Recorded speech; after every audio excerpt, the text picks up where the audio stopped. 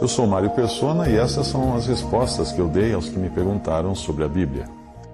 Você escreveu perguntando quantos evangelhos existem. Na Bíblia, nós não encontramos apenas um evangelho do reino e um evangelho da graça, mas nós encontramos o evangelho em diferentes aspectos, pregado a diferentes pessoas em diferentes épocas. A palavra evangelho significa simplesmente boa notícia ou boas novas. E independente do seu caráter, tempo e lugar, o que Deus sempre exigiu foi crer. Crer no Evangelho, crer na boa notícia, crer nas boas novas, independente da maneira ou como ela foi pregada ao longo das diferentes épocas da Bíblia. Se alguém fez algo, isso foi apenas consequência de um passo de fé que veio primeiro. Ou seja, primeiro crer. Depois, como consequência disso, a pessoa vai fazer. Portanto, quando Deus prometeu a Adão e Eva, em Gênesis 3,15, que da semente da mulher viria um que esmagaria a cabeça da serpente, aquilo foi um evangelho. Foi uma boa notícia. Eva creu nessa boa notícia, porque ao nascer o seu primeiro filho, ela achou que seria aquele que Deus tinha prometido, e ela disse: alcancei do Senhor um homem. Gênesis 4,1. A Noé foi também dada uma boa notícia, ou evangelho, uma boa nova. Quando Deus, depois de avisar que a terra seria destruída, apresentou o meio de salvação, a arca. Noé creu no Evangelho e foi salvo. Em Hebreus 11:7 diz que pela fé, Noé, divinamente avisado das coisas que ainda não se viam, temeu e para a salvação da sua família preparou a arca, pela qual condenou o mundo e foi feito herdeiro da justiça, que é segundo a fé. A mensagem de Deus a Abraão também foi um evangelho, ou seja, uma boa notícia, uma boa nova, quando ele avisou que Abraão teria um filho, já quando estivesse em idade avançada, e que a sua semente traria bênção a todas as nações da terra. Abraão creu em Deus, e isso lhe foi imputado como justiça. Gênesis 15:6 e Romanos 4:3. Em Gálatas 3:8 diz assim: ora, tendo a Escritura previsto que Deus havia de justificar pela fé os gentios, anunciou primeiro o Evangelho a Abraão, dizendo: todas as nações serão benditas em ti. Olha que interessante. Os israelitas no Egito também receberam o Evangelho, ou boas novas, ou boa notícia, quando Deus avisou que seriam libertos por meio de Moisés, que é um tipo de Cristo, uma figura de Cristo. Eles então fizeram o quê? Creram na boa notícia. Êxodo 4, versículo 31. E o povo creu. E quando ouviram que o Senhor visitava os filhos de Israel e que via a sua aflição, inclinaram-se e adoraram. A questão é que aquelas boas novas ou boas notícias tinham duas partes: a libertação do Egito e a entrada na Terra Prometida. E muitos não creram na segunda parte daquela boa notícia. Hebreus 4, de 2 a 6, diz que porque também a nós foram pregadas as boas novas como a eles.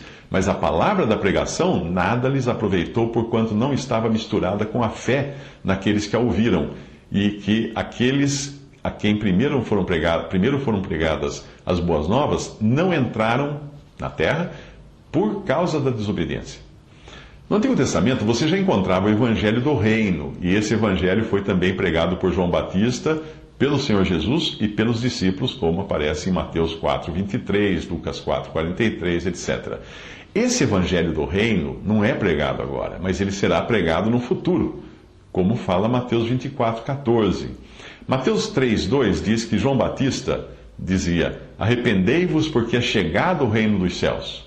Mateus 4:23 percorria Jesus toda a Galiléia, ensinando nas suas sinagogas e pregando o Evangelho do reino. Lucas 4:43, ele, porém, lhes disse: também é necessário que eu anuncie a outras cidades o Evangelho do reino de Deus, porque para isso fui enviado. Embora esse Evangelho do reino tenha sido rejeitado pela maioria em Israel, um pequeno grupo creu nele e mais tarde usufruiu do Evangelho da graça de Deus, que é Cristo pregado para o perdão dos pecados através da sua obra consumada na cruz. Atos 20 e 24 diz: mas em nada tenho a minha vida por preciosa, contanto que cumpra com alegria a minha carreira e o ministério que recebi do Senhor Jesus, para dar testemunho do Evangelho da graça de Deus. Paulo vai ainda além ao falar do Evangelho da glória de Cristo, que inclui não apenas Cristo morto e ressuscitado, mas glorificado, uma revelação que inicialmente foi confiada a Paulo. 2 Coríntios 4:4 Ele escreve: nos quais o Deus desse século cegou os entendimentos dos incrédulos para que lhes não resplandeça a luz do evangelho da glória de Cristo, que é a imagem de Deus. 1 Timóteo 1,11 diz: conforme o evangelho da glória de Deus bem-aventurado, que me foi confiado. Esse evangelho inclui muito mais do que a salvação, por maior que seja a importância disso, né? Pois esse evangelho entra no mistério do evangelho, que separa os crentes do primeiro homem, que é da terra, e os associa a Cristo glorificado nos céus. Muita atenção para isso. Essa é a profundidade agora das coisas que Deus revelou a Paulo e não a outros. Outros ficaram sabendo através de Paulo.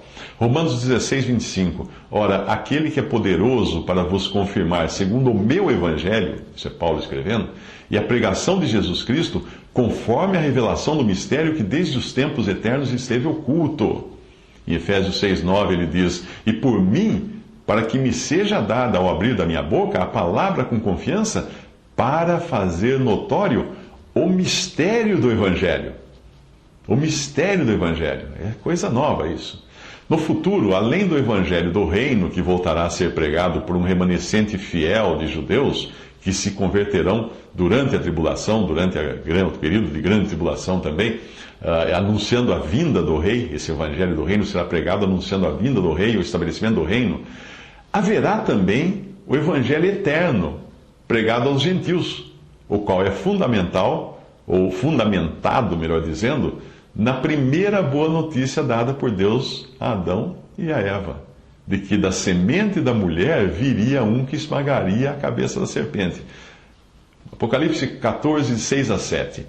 E vi outro anjo voar pelo meio do céu e tinha o Evangelho eterno para proclamar aos que habitam sobre a terra e a toda nação, e tribo, e língua, e povo, dizendo com grande voz: temei a Deus e dai-lhe glória, porque é vinda a hora do seu juízo, e adorai aquele que fez o céu e a terra, e o mar e as fontes das águas.